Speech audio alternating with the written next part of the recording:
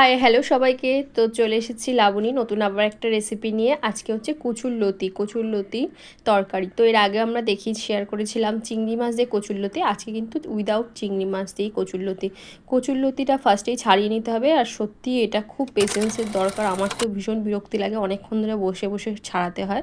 তো ফার্স্টেই দেখো ছাড়িয়ে কেটে ধুয়ে নেওয়া হয়েছে। তারপর কড়াইতে তেল দিয়ে একটু কালো জিরে ফোড়ন দিয়ে পেঁয়াজগুলোকে দিয়ে নাড়াচাড়া করা হচ্ছে। আর কচুরলতি একটুখানি গরম জলে তোমরা ভাপিয়ে নিতে পারো, যাদের একটু গলা ঠলা ধরে যায় বা চুলকায় কোনো কারণে। আর না ভাপালেও হয়, তবে একটু গরম জলে ভাপিয়ে নেবে, এটা আমার অ্যাডভাইস।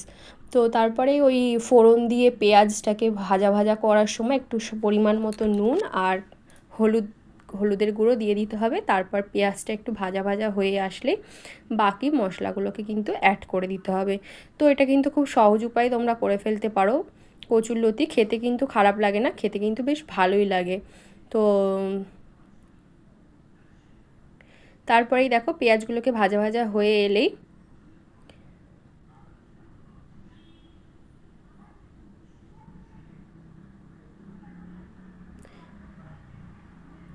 বেটে রাখা আমাদের আদা পরিমাণ মতো, আর একটু টমেটো, আর হচ্ছে কাঁচা লঙ্কা আর শুকনো লঙ্কা পরিমাণ মতো। তো সেই মশলাটাকেই কিন্তু অ্যাড করে দিতে হবে ওই পেঁয়াজের সাথে। তোমরা চাইলে পেঁয়াজটাকে বেটেও নিতে পারো, তবে কুচি করে দিলে পেঁয়াজটা খেতে মুখে পড়ে, তো টেস্টটা ভালো লাগে।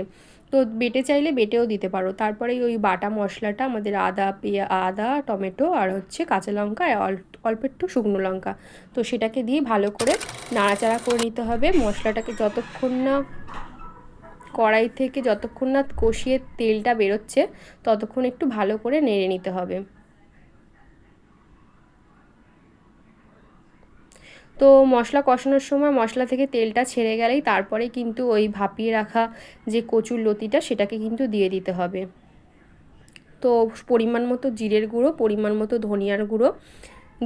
ধনিয়ার গুঁড়ো দিলে একটা আলাদাই স্মেল বেরোয়, তো তোমরা এটা দিতেও পারো নাও দিতে পারো, তবে দিলে কিন্তু খুব ভালো লাগে খেতে।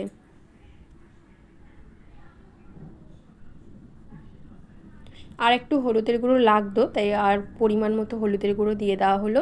দিয়ে বেশ কিছুক্ষণ ওই যে নাড়াচাড়া করে নিতে হবে। আর চেষ্টা করবে সব সময় হলুদের গুঁড়ো দেওয়ার সময় একটু করে জল অ্যাড করতে, তাহলে কিন্তু আর কাঁচা হলুদের গন্ধটা বেরায় না। আর কড়াইতে কিন্তু মশলাগুলো ধরেও যায় না, কারণ হলুদের একটা আলাদা স্মেল চলে আসে। তো হলুদ দেওয়ার সময় একটুখানি হলেও জলের ছিটে দেবে, তাহলে কিন্তু কোনো অসুবিধা হয় না।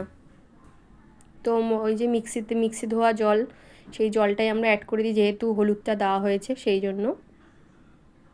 মশলাটাকে একটু ভালো করে কষিয়ে নেবে। মশলা যত ভালো করে কষানো হয় তত কিন্তু তরকারির একটা আলাদা টেস্ট হয়। তারপরে ওই লতিগুলোকে দিয়ে ভালো করে নাড়াচাড়া করে এই দেখো ফাইনালি আমাদের লতি কিন্তু রেডি হয়ে গেছে।